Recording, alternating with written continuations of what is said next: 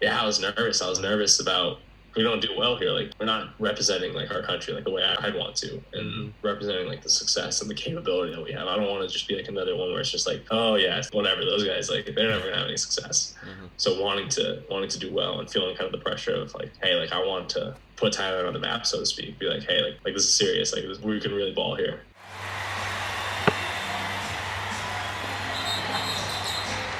And a travel call. Hello everyone, this is the That's a Travel podcast, and as always, I am your host, TK Sajjatam Kulsomboon. Now, we've been talking with people in basketball, and we'll continue to talk with these people, whether it's players, coaches, team staff, media members, or even just a fan who has experienced basketball in any capacity in whichever parts of Asia, and we let them share their journey to give everyone a better perspective. There's always an interesting story and journey for everyone who has taken that path so much so that you might say, well, that's a travel. Now, while I've only started publishing content just over this past year, the idea has always been in the back of my head since 2020, which is when I reached out to talk with a specific player about his interesting career and life in general. One thing led to another, and I never really got to produce or publish that discussion until now. So, here you have it, the OG, friend of the pod, former Thai U18 national team and Harvard basketball star, and now a thriving investor based in New York, Mr. Justin Bassey. Again, don't forget that this interview was done in June 2020, so it's been a while, and there are some things that need to be updated, but it should be a good one. Hello? Can you hear me? Wait. I can't hear you. Give me a sec. Are you muted? Is your microphone on?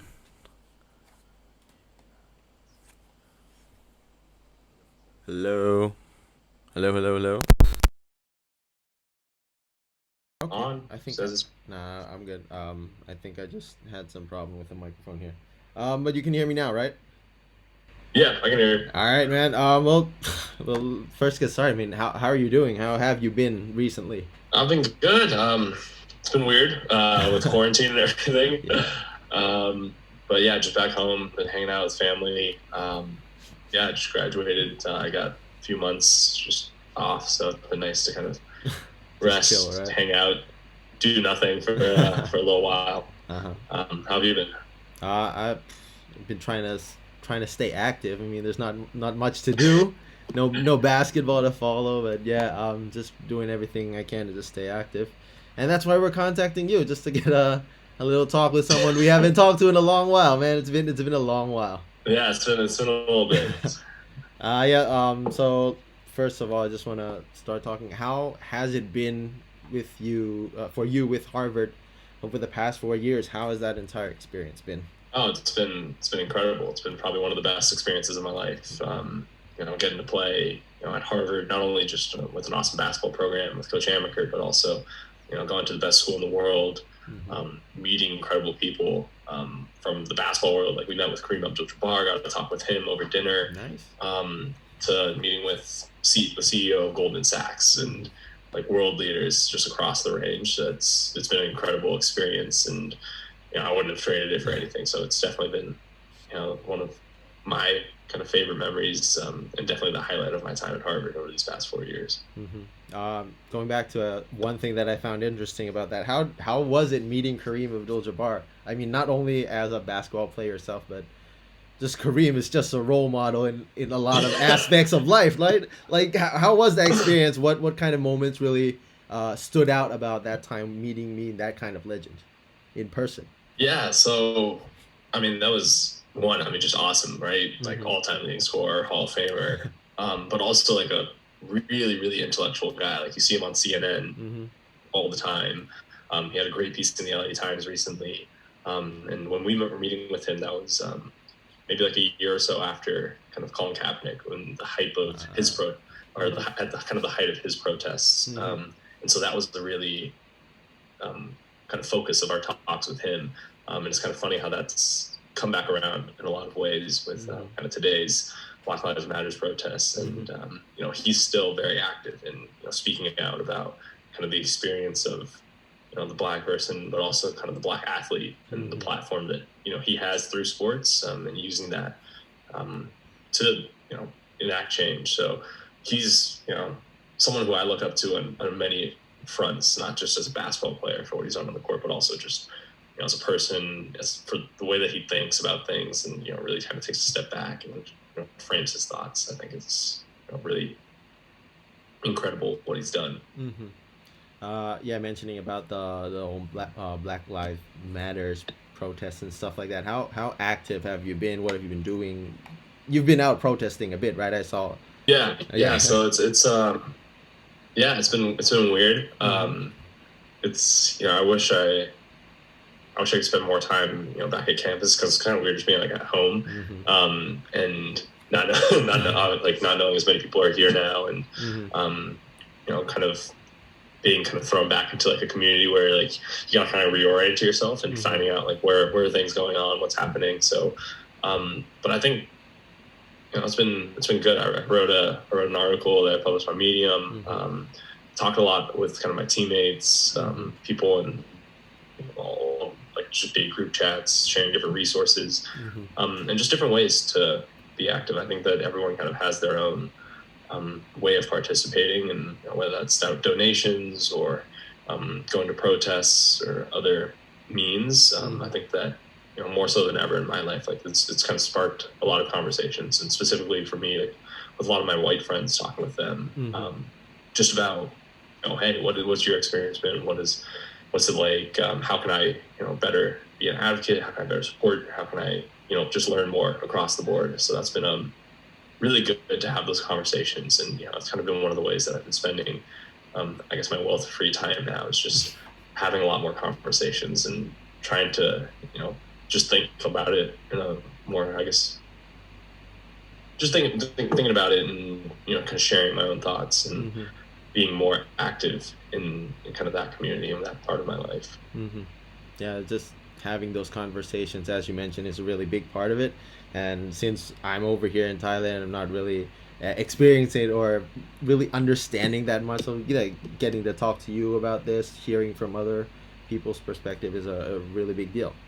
But now let's just go back to your time at Harvard a bit. How did you balance it all, just like being an athlete and a student and excelling at both at the same time? Yeah, I think it starts with one. We have incredible resources, and incredible kind of leadership, starting with Coach Amaker, who they give us all the tools that we need to succeed, and all the support, whether that's study halls for guys, or making sure that they're reaching out to your academic advisor, and making sure that you're on top of things. So just really, staying organized for me was huge early on, just being like, hey, what do I have? Let me look ahead at our syllabus. If we're going to be traveling for 2 weeks and I'm going to miss an exam, I need to probably send an email before we're gone on the day. But yeah, just a lot of kind of organization, just staying on top of it. And, I think one of the bigger things for me to learn was just like not being afraid to kind of just ask for help. I think it's really easy to get caught up and see everyone and be like, oh, they got like all their shit together. They have no problems. They're handling on their own. But a lot of times it's just, it's amazing what can happen when you kind of just ask someone like, hey, like I'm struggling with this, or hey, you know what, like I have other commitments. I'm on the basketball team. We're going to be traveling to a tournament for a few weeks, and I'm going to miss X, Y, and Z. Like, is there a way I can get an extension, or work something else out? And more often than not, I found my professors to be extremely receptive to that, especially when you're just going in advance. You've done your research, you've been on top of it. But it's definitely demanding. It's exhausting. Sometimes you have to do work on planes, buses, elsewhere on the road. It's never fun to try and do work before you have practice or something on the road while you're in the hotel. But it's good. It's good. My teammates, we're all going through it together. So I'm glad that that part of it's done and I have to balance all that. But it was definitely a lot of communication and just organizing. Yeah, I can only imagine how tough that'll be, man. I could barely do one or the other when I was going through college. Yeah, talking about your academics already. Now going back to basketball, man, how was it playing in Division I basketball throughout this past 4 years? How did it feel playing in the NCAA tournament? That's a great experience, though, right? Yeah, it was was awesome. I think I learned and grew a lot from just being in college, being a D1 athlete and playing against some of the top tier talent, playing against future NBA guys a bunch of the time. And on one hand, it was really fun, like the games, the environments. Right, you go out and there's packed. We went to Kentucky and there's 22,000 people there, packed. It's 2 hours before the game. They're there before we're even out there warming up. It's super fun. It's an incredible, awesome opportunity to play in the tournament, to play against elite kind of athletes, but also elite scorers, elite defenders across the board. And it's definitely a grind, going up against them. And I think for me, doing kind of when I was in Thailand right before I came to Harvard. I think my game just grew a ton. Physically getting faster, stronger, as I kind of got older too, and just learning a lot of kind of the small in and outs of the game, and just small tips and tricks. Playing a little bit smarter. Knowing what to do, not having to play like playing kind of smart, not hard. Not to say like don't play hard, but you're learning how to be more efficient, be more effective. And I think the other thing too is you don't really realize just how hard everyone is playing. Like when you get like more efficient, you get better at doing things. Like you're still working really hard, but it looks a lot easier. And so when you kind of get there, like I think one of the things that I learned was just like how to play hard, how to actually like give it my all and still be like much more effective than just like running around with like my head cut off and just playing really hard, but doing it a lot more efficiently, a lot better. I don't mean to really bring you down a bit on the tone here, but like, can you guide us through your feelings a bit of not being able to finish off your senior year properly a bit? I read an article that you kind of expressed your feelings about that already, but kind of expound that here. Yeah, I can go back through that. It was devastating. Yeah. It was totally kind of in a whirlwind of emotions in a time when there's a lot of uncertainty. I think thinking back to kind of that time, the Ivy League was the first league, and really across all sports. Yeah. It was really the first thing that kind of toppled, right? It was the first thing that was like, we're shutting it down. We're not doing anything. And so being kind of at the forefront there and being like, hey, like all these other guys, they're still playing, the tournament's still going on, the NBA is still playing, like, why are we shutting it down? It was totally heartbreaking. We felt really good. We were hosting the tournament this year. We just got beaten Yale by like 30 points. Had a great game there. We felt like we had a lot of momentum going into it, and to make a run at the NCAA tournament our senior year too.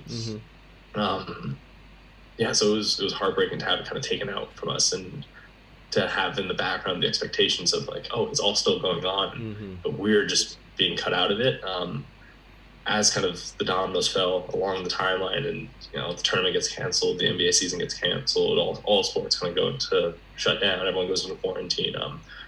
It did feel like a little bit better because I was like, okay, well, at least I'm not just like on the sideline by myself. But it's really hard, and not getting the opportunity to go back and finish out. But in my opinion, it was probably like one of our best years as a team, and especially my class, right, coming in, having us for the past 4 years, and that being really the capstone, kind of the climax of our time there being cut short was heartbreaking. I remember we had a team meeting. It was like 10 o'clock at night or something. We all called in, and it was just like a whirlwind of emotions where guys crying, guys feeling all sorts of ways, and we sat in the locker room probably until like 2 a.m. After that, just the guys on the team just talking about especially our seniors, like our favorite memories over the past few years, what we wanted to see from all the other younger guys, just things that had happened to us over these years. And it was probably taking one of those really sad moments and making it into something really memorable and something that I won't forget. Just reminiscing with those guys, and just telling them how much we loved them, how much we loved being with each other, and hopefully being able to be reunited sometime soon. Okay, at least you get a kind of a good twist out of that moment. Yeah, but to bring this back to a more brighter note, can you do you have any funny stories to share from playing in the NCAA, from playing with Harvard? that you could share with us a little bit? Um, yeah. Any Yeah, I clashes think with big name players like you mentioned with at Kentucky, against North Carolina? Any stories that you have to share that you think really stood out in your memory? yeah, there's a few ones. There's a few ones. I think one of my favorites was one of the guys I'm really close with on the team is Henry Welsh. He's from Redondo Beach, my class. Big white guy, like 7 foot. His brother plays with I think the Hornets now, but we're at UNC, and it's wow, I forget, it's like December or whatever, but it's like December, we're playing at UNC and they're ranked like, I don't know, 15 or something. It's Cam Jordan, Sear Little, right? Sear Little's like third pick in the NBA draft. Yeah. He's at the height of his projections. And here he is, like he's playing, I think he's their 4-man, right? Huge, athletic. He's like 6'8", hang his dick on the rim, unbelievable athlete. Like here he is, and he gets a rebound, and he's playing like point center, right? He's like LeBron. He thinks he's like LeBron James coming up, and so Henry picks him up full court, like right, and I'm sitting over. I'm jogging back. I'm looking over. I'm like, wow, here we have the number 3 overall pick in the NBA draft, and we have, no knock to Henry, but probably one of our least athletic guys guarding the number 3 overall draft pick, most athletic, like probably the most athletic guy in the court, in the building, like, and Henry just locks him up. He's turning him. He's doing his slides. He's turning him, and I love that from Henry. He's not afraid to do anything, but stuff like that, like little things like that. I think what you don't realize is like the road trips. We spend a ton of time on the road, right? Like we're going to games, and you can't play 24/7. So I'm really thankful to be like super close with all my teammates. And I remember one of our trips, we were going to Marquette, and we had to leave a little bit early because there was a huge snowstorm in Boston. So we left early. And so we had like 3 extra days in Milwaukee where we were just hanging out. We were just exploring the city. I remember, we were doing magic tricks with each other on the bus. We had brought decks of cards. It was right when Fortnite had come out. So we were all piled in. We brought one PS4. We were all piled into one room, all 20 of us. In the one room, and I think Henry or one of our team managers got like their first win ever on Fortnite, and we're going crazy. We're like running around the hotel screaming. But yeah, a lot of those kind of little memories outside of the court while we travel are some of my favorites and some of the most kind of fun times that we had. Okay, so you talked a lot about your teammates, but obviously a big player in your college career was Coach Amaker. Obviously a really great coach under the Coach K tree, really built up Harvard basketball to be one of the bigger programs in the Ivy League, in the NCAA itself. I mean, like, share some stories about playing with him, about learning a lot of stuff from him. Yeah, I think Coach Amaker is, I always try to describe him as like a Renaissance man. Like he sees, his like vision is so much bigger than just like basketball, right? And that extends to kind of how we get into things like meeting with Kareem Abdul-Jabbar, going to the Supreme Court and meeting all these incredible people. It's so much bigger than basketball for him. And I think I'd be mistaken to not talk about kind of the whole picture when it comes to Coach Amaker. So for me, like, I think a lot of the learning I did was about kind of how to leverage like where you are and what platform you have. Obviously it's a big one being at Harvard and being the basketball coach at Harvard, but also like learning from him that just by being a basketball player at Harvard, so many people want to meet you. Like it's incredible. I was like, I want to meet you, but like so many people are like, hey, like I'm coming to Harvard, like I'm coming to meet these guys, like these really powerful people. I'm like, wow, like really cool that I got to meet them. And I think one of my kind of favorite, anecdotes, people don't realize like how big time Coach Amaker is. Yeah. Like his history around just basketball, like, being at Duke, being a national defensive player of the year, I think 2 times. When we were at UNC, we went to Duke to the practice at their gym. And so we go to their practice facility. We meet with Coach K and stuff. And right when you walk in, like you walk into their practice facility, this ginormous wall, right? And it says like defense in Duke. And right on the wall is 2 pictures of Coach Amaker. Like there's 2 portraits of him, right? Like NCAA Defensive Player of the Year, Tommy Amaker. And I'm like, what? But yeah, like meeting with him, talking with Coach K, the way that Coach K talks about Coach Amaker and the relationship they have, the relationships he has with people beyond. I mean, he has a breakfast club with just all of these elite, primary minorities around the Boston area who he invites us to go with him sometimes. He's truly kind of bigger than the sport. He's done so much, within basketball, and he's used kind of the opportunities and the people he's been exposed to kind of pull us with him and to meet people, to learn about things, to just become a better person both on and off the court. So I think Coach Amaker is one of my biggest role models and someone who I look up to and aspire to be like, and I'm still continuing to learn from him. He's so well connected. He stays in touch with all of us. Even the alumni. He's always texting and emailing the alumni, people who play for him. He's always just talking with everyone and staying in touch. So I really appreciate him, and I think he's one of the best coaches in college basketball, especially because of all the different things he does besides just basketball. Okay, so heading into a bit of a personal story involving you, I went to Shanghai to watch your game, Harvard against Stanford. But the thing is that I think that was like the only game that you didn't play throughout your college career, right? Yeah. So that was. I mean, like, guide us through your feelings a bit there. I mean, like, that's the first game I was expecting you to play, and you did it. I mean, what was going through your mind during that time? Yeah. I mean, I guess it's a little embarrassing, but that was my, I guess to add a little context around it, right? That was my very first game as a college basketball player. Really kind of unique circumstances around it, right? It was kind of the NCAA's China game that they do every year. It was us versus Stanford, and for our class as freshmen, that was our very first game of the season. It's early November or maybe mid-November, and we flew all the way out there for a week. And I had still been adjusting to kind of Harvard and college basketball. I thought I was doing well in practice and learning a bunch, but so I got there. I knew I wasn't going to start because we went over that early on, but I fully expected to play too. I thought I was like, I was texting all my friends. I was hitting up all the coach. I was like, hey, first college basketball game, ESPN, prime time in China. Like, come, pull up, watch the game, like check it out.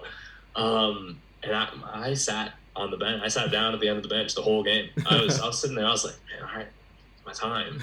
Like, so-and-so screwed up. Like, my time. I'm ready. I get out there. And, yeah, no, we lost the game. I didn't play a single minute. I didn't see the court.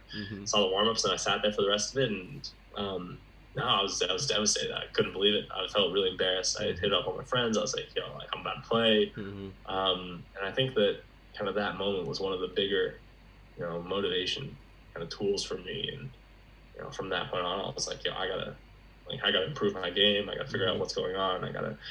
Because everyone, I want to play. I want to be out there. I want to make an impact for my team.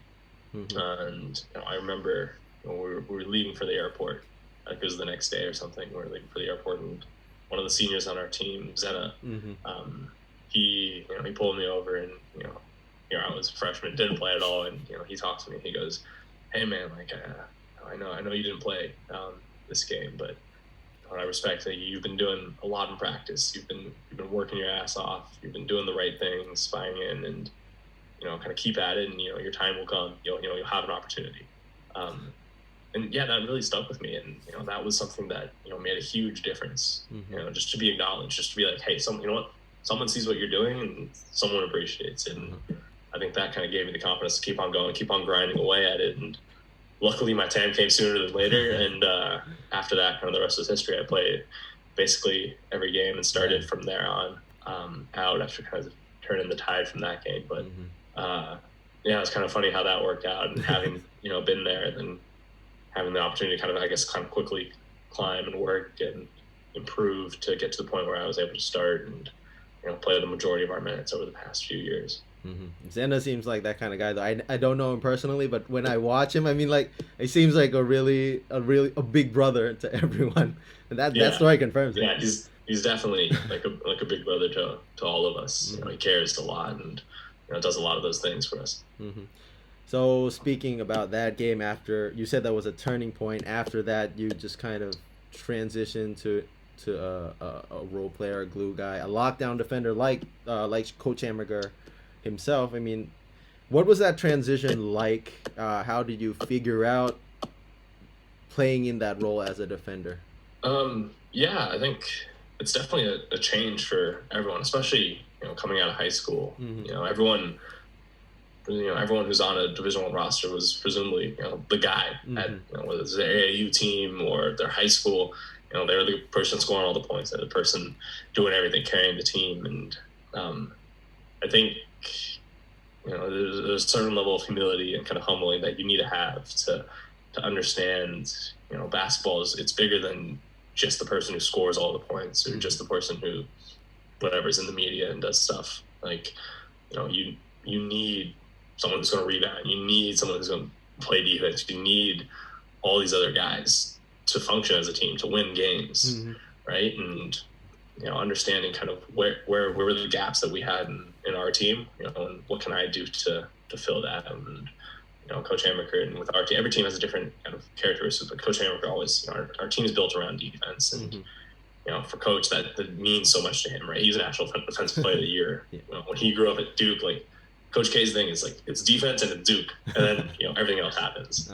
Right? And so defense is like, you know, he'll tell us like, that is it. Like, it will give us our identity, and it's like defend, but then box out. Like, it starts on the defensive end.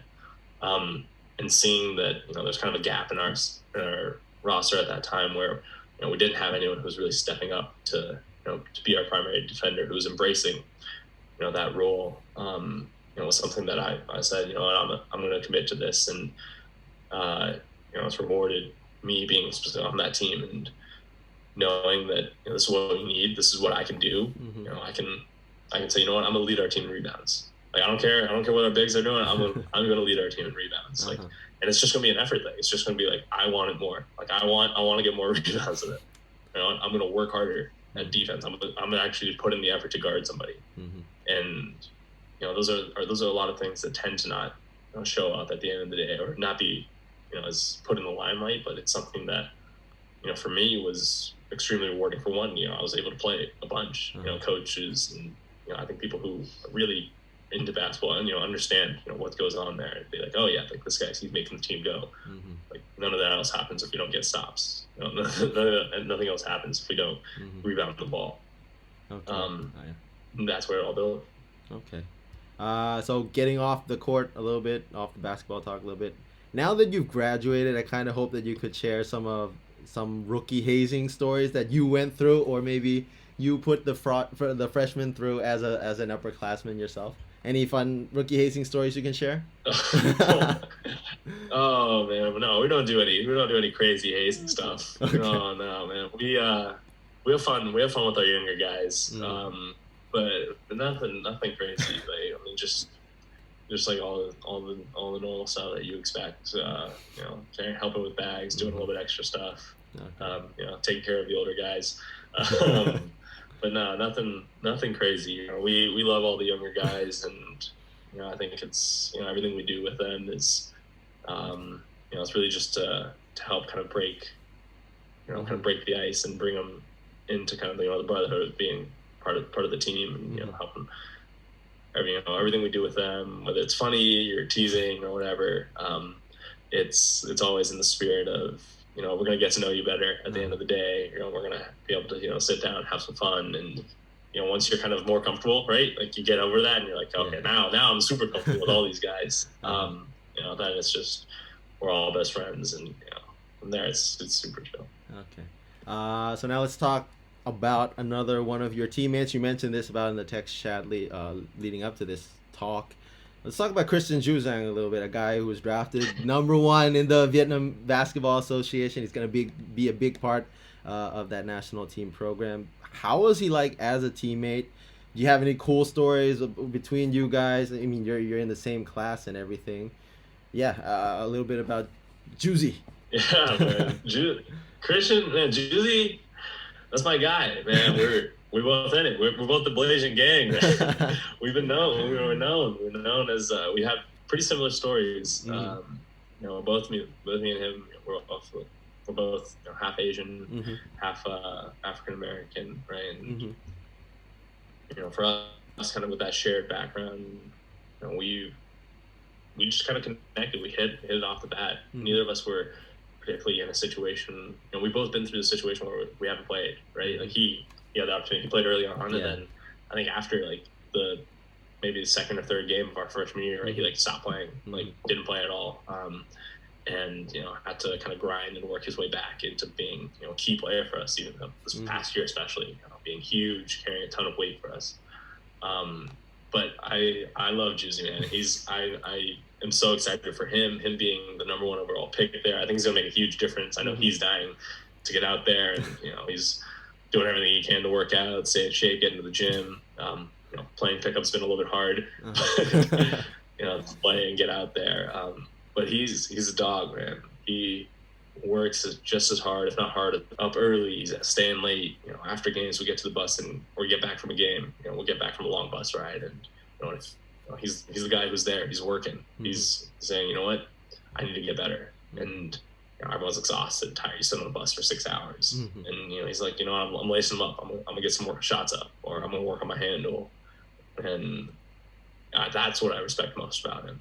He's got the work ethic that is unrivaled, and I think that's why he's going to be super successful with the league. And what I love about him, I respect that so much that I think that he's going to have an incredible time. I hope that he can hopefully get some wins for as he's with the Saigon Heat, right?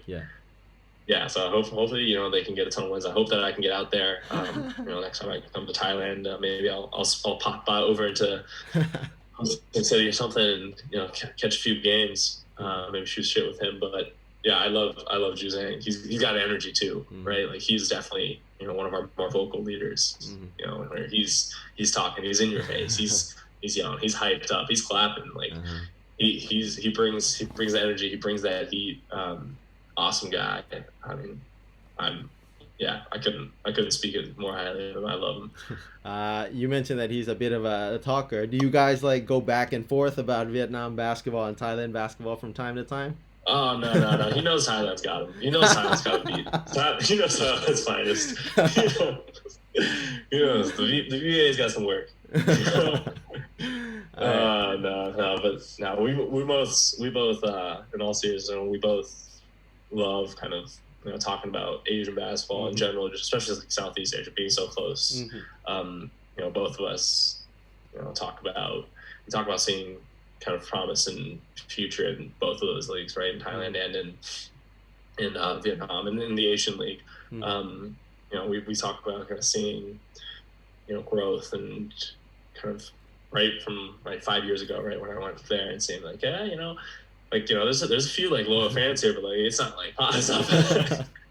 Right? And kind of hoping to see that community kind of continue to grow. And one of the big things for me was talking about like how much being successful, and right for me, like I think that started with our win against the Philippines in the FIBA tournament, right? And how much having like even just a little taste of success there, right? We didn't win the tournament, but it was our first success in decades.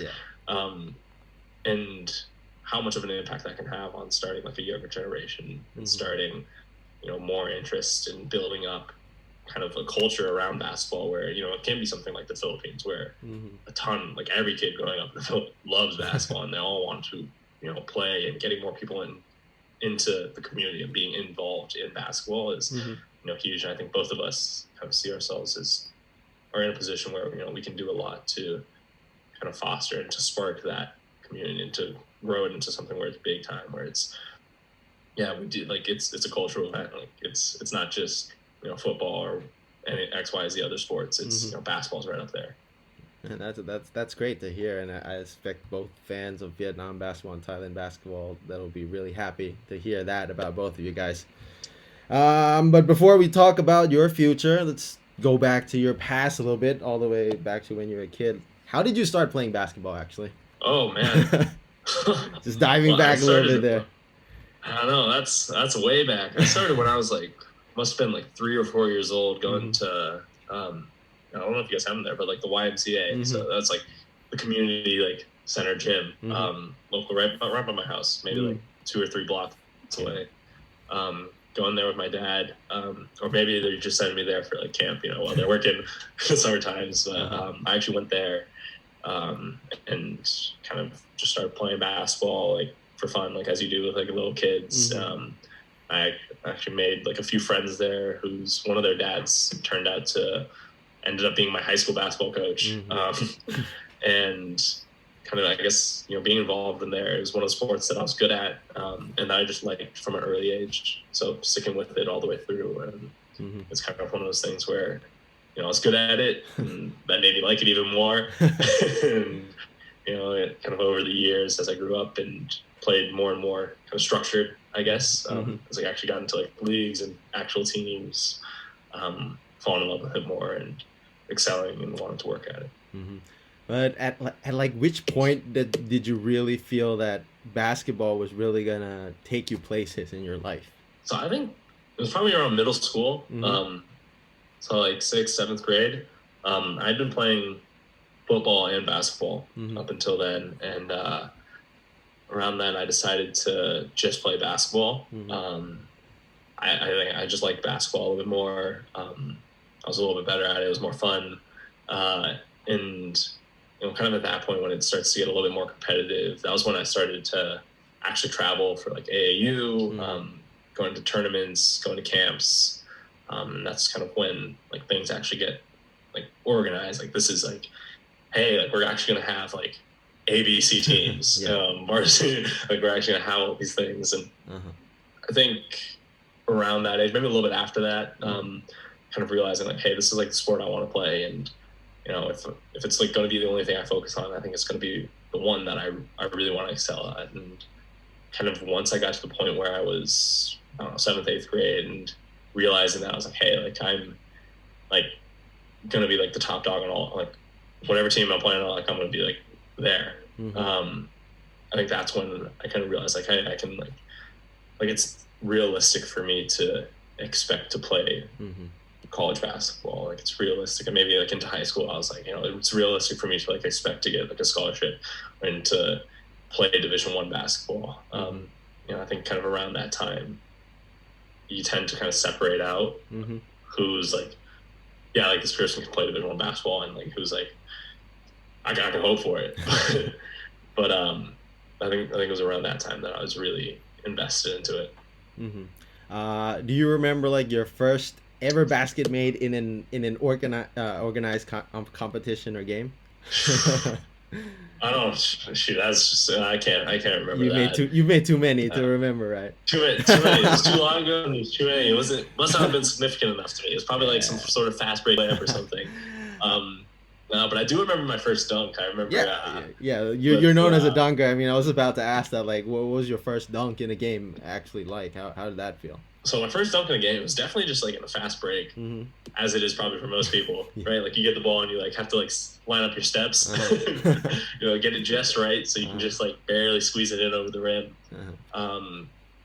But I think it was like summertime after 8th grade, so going into 9th grade for me. So I was probably around 14, somewhere around that age, and that was when I kind of first started being able to consistently dunk, like first kind of get it in. So the first few dunks for me in an actual game was literally like someone would get a steal and like I just sprint ahead of everyone else, and no one would try to run it down. So you'd be able to line it up and get it in. And as I got a little bit older, more stronger, more mature, like I was able to dunk a lot easier. So then I was like actually getting into the games and dunking in like traffic, dunking and not just like in a fast break situation, able to kind of get up and put it down. So so yeah, you mentioned you dunk a lot. What was your favorite dunk ever since you've started playing? Which is the one that you would bring up the first when someone asked you what was your favorite dunk? Oh, those are some good ones. That's tough. I don't know. I really enjoyed my ones in with the Thai national team. I think it was against India. Those were nasty, man. Those are against nasty. India. Those were just fun. I don't know why, but like I just felt like I felt really good that tournament. I just felt like it was a lot of fun. It was cool to be there, and I remember just like it just being really unexpected for someone from Thailand to do that. So that was really fun. There was some good ones in high school. There was a few in college that were fun. There was a few against Dartmouth. But I think I had to remember just my favorites. It was probably just like with Thai I think we were in Iran. Just because of the environment, like you know, you're playing for your country, you're there with like a bunch of your teammates who are hypes, and there's like a bunch of like totally like strangers, like you had Iranian fans like just cheering on for you. That was crazy, right? And like so after that, it was like a total game changer. Like next thing we know, like Thailand pulling up with fans like out of nowhere. So that was a really fun one for me. Yeah. So now that we bring that up, I mean, like how was that feeling? Just your first time representing the national team, playing with that Thailand flag on your chest. How was that experience back in 2016? Man, I was pretty nervous. Well, like, you didn't show it, but you know, we'd been, I don't know, like we've been practicing. I don't know, it must have been like a month or two, where we were just at the facilities, just like living there, sleeping, eating, and just playing basketball. And kind of when we finally got to the point where we left to go there. We get there. And we're finally about to play. Like I remember being like just nerve-wracking. Like, man, like this is it. Like this is it. Like this is pretty fun. Like it's awesome. And I was nervous. Like I remember we did. I think it was like a gift exchange at like half court, and like they do both anthems. I forget what team we played first, but yeah, I was nervous. I was nervous about having not like seen any of the other teams. Like how would we stack up against those teams? We're a pretty small team, right? Like I think I was the tallest player. Like we're short. We weren't like particularly the best team. So being nervous about both that front, but also just like shoot, like if we don't do well here, like we're not representing like our country like the way I'd want to, and representing like the success and the capability that we have. I don't want to just be like another one where it's just like, oh yeah, it's like whatever, those guys, like they're never gonna have any success. So wanting to do well and feeling kind of the pressure of like, hey, like I want to like put Thailand on the map, so to speak. Be like, hey, like this is serious. Like we can really ball here. So I was nervous about that. But once everything kind of got pitched up and going, and kind of the game started, then it was kind of back into the rhythm of things. It was just basketball from there. So that's nice to hear. Obviously, playing with Thailand, you had to communicate with your teammates, with your friends, but you also talked with your mother as well. I mean, like, let's hear it. What are some phrases in Thai that you can how much Thai can you speak? Pukusa Thai. That's nice. That's nice. Just a little bit, Yeah. Everything really revolves around food. So ordering food, asking how. Like right, because when I was there, like all I had like was we're going to get food. Like I had to ask how to get food. So like right, like talai crap. Like ask how much it costs. What is going? I can count. Like basically, I can hold like a really minimal conversation. Okay. Ask how you doing? Yeah, enough. I'm like I can read at like a kindergarten level. Like, well, that's nice. Like I took Thai my first year at Harvard. It was a fun time because I didn't know how to read or write at all. So I wanted to learn a little bit of how to read or write, and I'm slowly along on that progress. But yeah, most of it's just talking with my mom about food. Yeah, no big words for me. That's cool though. You'll get it someday, eventually. Yeah, going back to that tournament, obviously the game against the Philippines. How much of the history did you know about the Philippines and Thailand going in, like how they've always been dominating us? How much did you know prior to that game? So prior to that game, I didn't know that much. I didn't know like a ton about the history and the back and forth, and kind of just being dominated by the Philippines. I knew a little bit because our coach before the game, our coach pulled me aside. He was like, "Hey, man, like this is the game. Like forget the rest of the games. Like, this is the game. Like, this is the one that matters the most, just in like the relationship. Mm-hmm. You know, maybe I guess what being a one-sided rivalry. Mm-hmm. And you know, if there was going to be a game that, you know, kind of meant the most to him, for sure, it was that one. Mm-hmm. So that was the extent. I didn't realize it had gone back like so long. I didn't realize like kind of that we hadn't won like at all in a very long time. So it wasn't until kind of after that those things were kind of filled into me. And I remember specifically like right after that game, you know, I've never seen like people like just so happy like, in my life. Like, I was ready to cry. I didn't even know like, what was going on. But like, it was like so overwhelming. Like, right, like we won. It was like the end of the world. Right, we won the Olympics at that point. And so that was, I still talk about it today. Like, you know, if talk about it in, you know, interviews or in, you know, people ask me some of my like best experiences like in life. Right, like winning that game like meant so much. Like, I didn't realize it, but it meant so much to kind of people, especially people who were really invested in kind of Thai basketball. It meant so much to them, and you know, being able to have that kind of see that first victory in like 15 years was huge. It was unbelievable. It was kind of one of those moments that kind of like transcends time, where you're like, wow, like that's unbelievable. So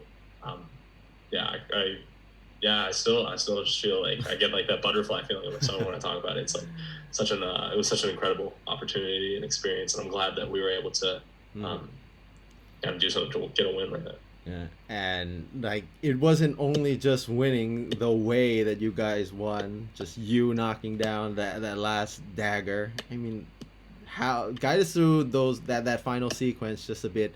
What was going through your mind taking that shot? Did you have any doubt about making that shot at all? I think, you know, for me it was really just, you know, we have to win. Like I remember just telling, I was like, we have to win. Like, we have to win this game. Like, you know, whether it's me or, you know, on the offensive end or defensive end, get steal, just all that way. I was like, you know, it has to go. I have to, we have to come through. And, you know, knowing that, I was glad I made it. But it was, you know, feeling confident. You know, it had been a grind. Like that whole game was just a back and forth. And I felt like kind of coming down the stretch. Like, I felt like we were in a good position. Like, I think we had the lead and they tied it. Yeah, if I'm not mistaken. Yeah. And right, I felt like we had kind of the momentum. We had the wins at our backs, and I was like, you know what, it's time. Like, it's time for us to do this, and it's time for us to do it. So, yeah, I'm glad. You know, that was a hell of a sequence, hell of a game. I actually looked back at like the stats the other day, like not too long ago. I was like, wow, like I was doing pretty good. Like, that's something crazy. I had like 38, and, like 20 rebounds, and probably like 8 turnovers or something stupid. But yeah, that was just an incredible sequence, and it's kind of one of those things where like you can't really appreciate it until like after, where it just like happens so fast, where you're like, fuck, like we gotta go, like whatever, 8 seconds. I was like, we gotta do this, like we gotta get a stop at the very end here, we gotta get a steal, we gotta do whatever. And you know, it wasn't just me. I guarantee it was all my teammates who were probably felt the same way. Now going back then a little bit, I was there. I remember talking to you. One thing that you mentioned that I think was really, I don't know, interesting at that point. I know you're proud. You were proud to play for Thailand. You're proud of being Thai, but you also mentioned that you had a chance to play for Nigeria at the Olympics against Kevin Durant. Just talk about that a little bit, and how far did the negotiations go for that opportunity to come up? Just a little bit. Oh yeah, so yeah, I guess, you know, I kind of get at my biracial identity, right? So my mom's from Thailand, my dad's from Nigeria. So I kind of exist in like that weird kind of tri-point, and also like obviously America. But for me, it was kind of cool. Like, it was a fun anecdote. We didn't get too far down that. It was kind of one of those things where you kind of find out about it and you're like, wow, it's a little bit too late. So we didn't get too far down that road, but it was more right, like kind of found out they were going to the Olympics and be like, oh, that's cool. Like, wonder if there's anything around there. and I think it was one of those things that just ended up kind of playing out where it worked out, where they happened to end up being in the same pool against the U.S. And for me, I was like, oh, that would have been really cool, right? Like, yeah, how often do you just end up playing pickup like, you know, Kevin Durant and you know, Kawhi and whatnot. So that was cool, but we didn't get too far down that road. And I think, I don't actually know what the FIBA rules are, but I'm pretty sure I can only play for Thailand. Yeah. So yeah. Well, the Thai fans are happy that it worked out this way, anyways. And you're happy about that. So, any fun stories from playing for Thailand that year that, I mean, like, was really fun or funny for you during that experience? I mean, I guess something that's funny for me, it was like the fact that I've been to Iran, like, I always forget, like, I've been to Iran. Yeah, right. Like, I've been to, and right, like, I guess it's not like as weird from like the Thai perspective, but from like the American perspective, like, it's like totally crazy. like yeah, because we were at war essentially for a decade, and like, yeah, just, I don't know, just being there, and I'm like, oh yeah, I've been to like Tehran, like, it's a pretty cool place, like, food's real dry, like real different from the food out here, but especially real different from the food in Thailand too. We were begging for some sauce, like anything, some flavor. But I think that was kind of one of the weirder things, just from like kind of an American perspective, being like, wow, like, I've been out there, like, and it's like a cool place you wouldn't even know. Just being able to travel, be able to spend time. I forget like what facility we were at exactly in Thailand while we were kind of training to before there, but just spending time there, and really, I guess, like, for me, that was the first time like I was spending time. Granted, I was a kid, so I would have been with my mom most of the time, but where I spent time in Thailand just by myself and not like with my mom, with my parents, and learning a little bit more just about Thailand, and especially just like without, I guess, the lens of my mom, was a really kind of fun experience, just to like explore like with my teammates, with the other guys, hang out around Thailand, go do things, eat food, learn how to navigate, and just like live without kind of the buffer of like my mom being there. So that was kind of a learning experience for me, and something that like I was able to take away just by being in that situation. That was really that I'm really grateful for.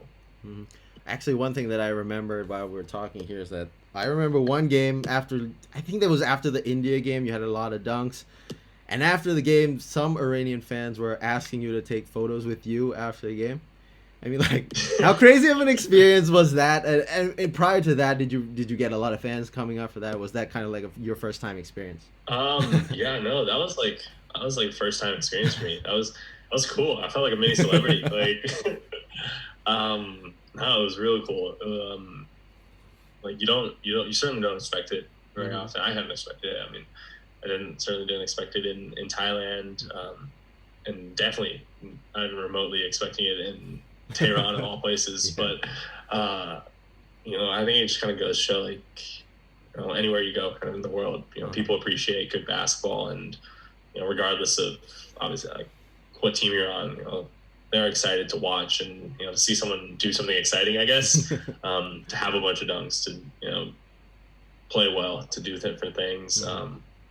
I guess just bolstered interest, and so it was a cool experience to take pictures, sign autographs, do whatever. While there, definitely was unexpected, totally caught me off guard, but it was really fun and kind of like little moment for me kind of to appreciate. But I don't think any of that happens if we're not playing well, and if we didn't have the opportunity to have a bunch of dunks here and there. How much did playing for Thailand come up during your time in the NCAA with Harvard? So it didn't come up too much. The only time it came up a few times when we talk about our FIBA guys. So we have a few international guys. We've had like 3 or 4 Canadians over my time here who played with the Canadian national team. Obviously that was all in the Americas games, so we never really crossed paths with them. But we talk about our FIBA guys on the team a lot. Like, I think more than a lot of other teams, we have quite a few Canadians, and obviously we have Christian Juzang and myself. So we, at any given time, we had like 5 or 6 guys who had played kind of internationally, which is a pretty cool identity for us. And like a cool, I guess, one-off thing that, you know, not a lot of guys have that kind of shared experience, despite not necessarily playing against each other or together. You know, a lot of the similarities still exist of like what we're able to do, what we, you know, enjoyed about, you know, representing our country. And in America, it's really hard to do that. Like, it's really, like, there's a lot of really good wrestlers. Really good. So it's cool that, yeah, like really good. So it's cool that we were all able to do that. And, you know, we talk about like differences between, you know, what the guys in Canada did. I think they went to Europe one year for their tournament. I forget. But yeah. Maybe it was like Puerto Rico or something. I don't know. But just kind of the different experiences that they've had, and, you know, that I've had. And I think like wisner, he played on like the Dominican Republic's national team. So just like, it's funny like some of this like small differences of like, I guess, I don't know, maybe it's just like the funding that different teams have and like how they're living. So it's definitely, that's definitely the only time that it really came up for us, kind of at Harvard and in the NCAA. But kind of amongst that group of guys, you know, we talk about it and just share kind of what it was like for us. Okay, so now that we've done talking about a lot of your past, what's in the future for you? Just shooting straight out, what's in the future for you right now? Yeah, so right now I'm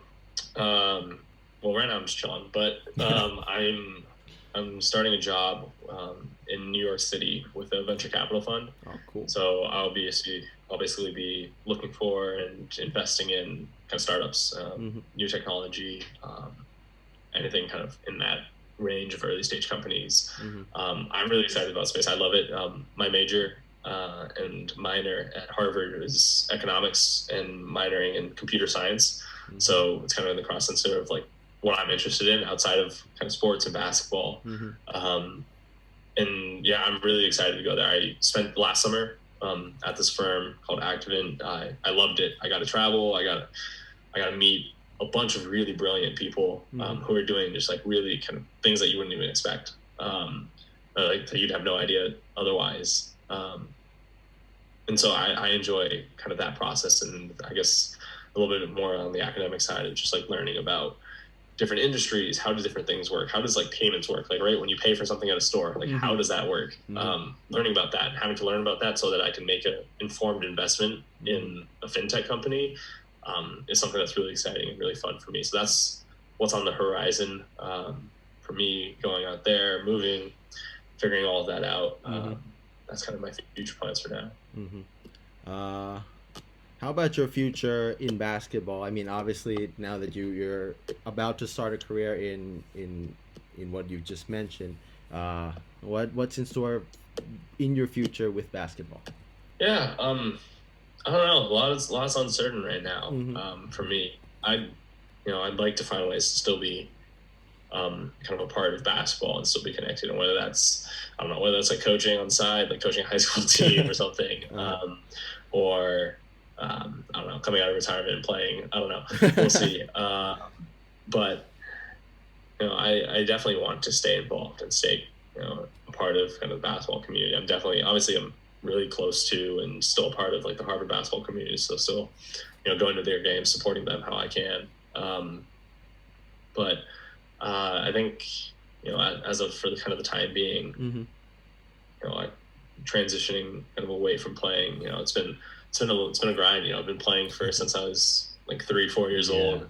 And, you know, part of the reason why I chose to go to Harvard as opposed to, you know, other more like basketball focused schools was, you know, because I do have a lot of interests outside of just basketball. And, you know, that part of me, those are like itches that I've kind of put off and that I haven't scratched, you know, because I've been doing a lot of basketball. I mean, I've traveled, I'm playing basketball, and I haven't been able to do those things. So, you know, going to Harvard was kind of the first step in, you know, learning about, you know, what else is out there, what else can I do, you know, what do I want to do, what do I want to learn, what I want to do. So, you know, kind of doing that, but I still need to learn and find out how I can, you know, still be a part of it, because that's a huge part of, you know, who I am and what I've done. You know, playing basketball, so still figuring out how I can be a part of it, how I can do it.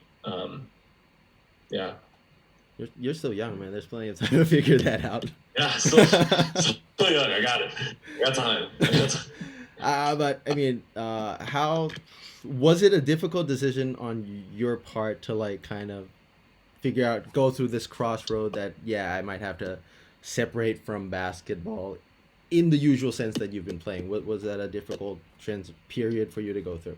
Yeah, it definitely took like some thought, and it was definitely kind of over the course of this past season. So this was my past senior season with the NCAA and with Harvard.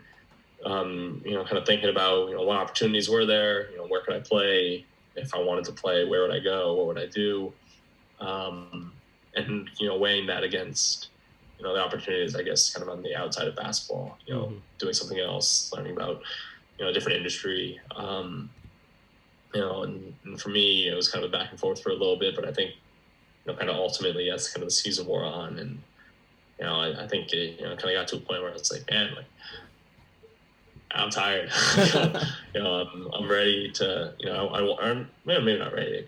I want to explore something else, and for me, I feel like I have a lot of potential to do a lot of good in different outside of basketball, and whether that's investing in the next Facebook or something, or starting a company or whatever. I think that there's a lot of opportunity for me to grow there, and when I thought about it, I think for me, I can get like X better at basketball. I can continue to improve. I can but at a certain point, you kind of there's diminishing returns to how much better I can get and how much further I can push myself to be a better basketball player. But there's a ton of opportunity for me to I can become way better at so many different other things. And for me, wanted to be kind of intrinsically motivated to being like, I want to keep on getting better at something. I want to work at something I'm not very good at. And for me, like, it was, I think that weighed heavily on my decision, where I was like, you know what, like, I really want to like make bounds and leaps at getting better at something that I haven't worked at. So that's like I guess investing, economics and stuff, versus kind of continuing to get like a little bit better every year, playing basketball somewhere. Yeah, a lot of respect, man, for like just aspiring. Just like, I don't know, that's a lot to take in. I never really thought that far ahead in my life, my personal life, but you got a lot of things figured out. I mean, much respect for you there, and hopefully all the success for you for that path that you are taking. Just some final thoughts from you about life. Yeah. Wow. Broad closing.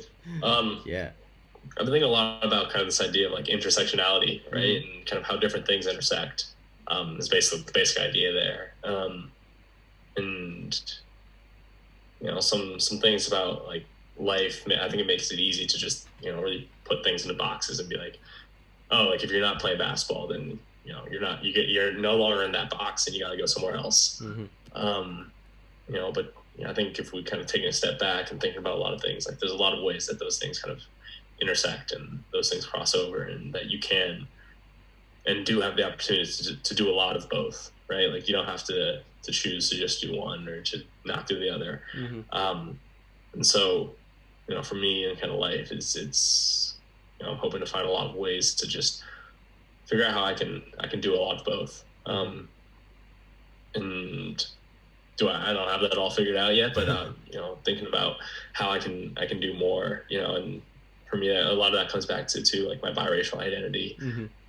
Like a lot of the time, like it's really easy to place me into just like, oh, he's black, like look at him, he's black, he's African American, like duh.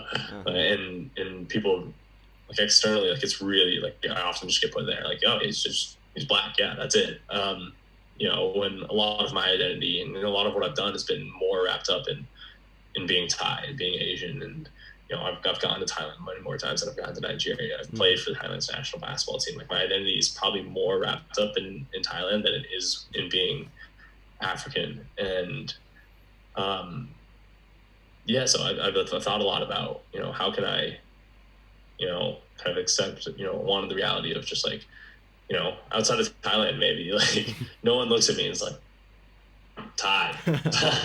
Got it.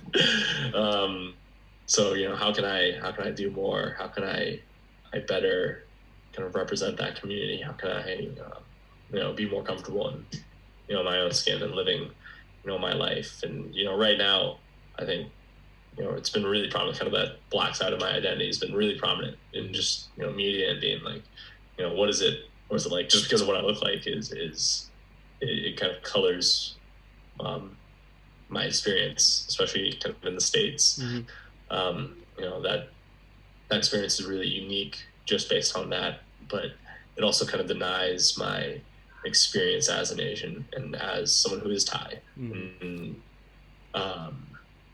you know, trying to internally kind of come to grips with that, while, you know, externally it's really, you know, being put in that first box is something that, you know, I've been kind of battling with and thinking about. And I guess that's, you know, if I had to kind of paint like where my life's at today, and, you know, what I spend my time thinking about, you know, as a person, I think that's where, you know, I'm trying to do more work. And I know that there's a lot more people who are like me, who are biracial, who don't, you know, really easily fit into like one box of, you know, a person, or one nationality. So, you know, that's something that I've been thinking a lot about, and that, you know, I hope to come to a conclusion or learn a little bit more about.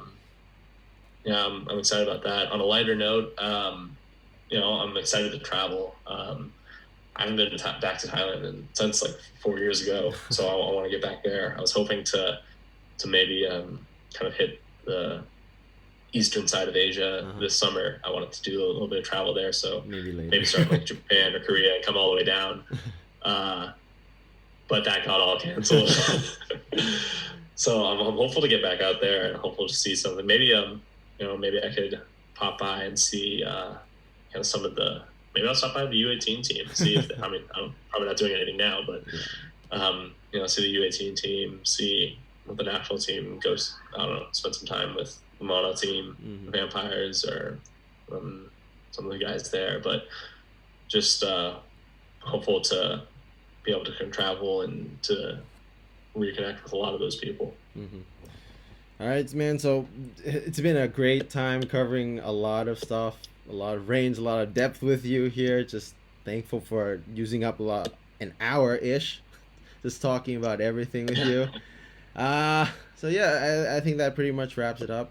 Thank you so much for just talking to me during this time. I know you might not have a lot to do right now, but hopefully this gets you a bit active.